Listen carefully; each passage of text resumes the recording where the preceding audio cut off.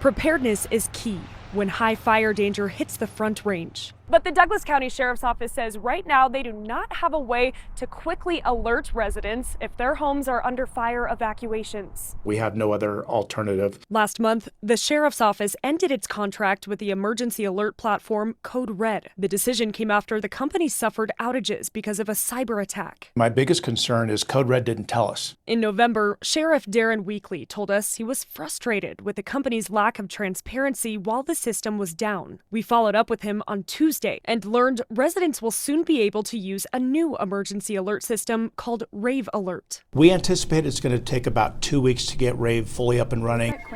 It's the same alert system Arapahoe County switched to before Code Red's outage. Code Red, our former, wasn't meeting our business need. It wasn't as user-friendly, so it took us a little bit longer to send out emergency notifications than it should have, in our opinion. The county's emergency communications manager says Rave Alert can also notify more people about emergencies even if they don't opt in. They ingest some other information to automatically load some people into our system. Other areas like Weld County and Thornton say they're still using Code Red alerts for now, but are deciding whether to switch to a different system in the future. In the meantime, how are you making sure residents get emergency alerts, especially with high fire danger tomorrow? What we're having to do is resort to social media and put alerts out that way. We're just going to go old school and just knock on doors and alert people when we need to if they need to evacuate. Sheriff Weekly says the federal alert system called iPause can still be used to notify people about major events, but it's not as efficient. This could potentially take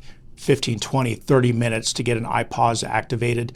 That may be 15, 20, 30 minutes that we can't afford to lose. When time is of the essence and quick action can save lives. In Douglas County, I'm Maggie Bryan, Denver 7.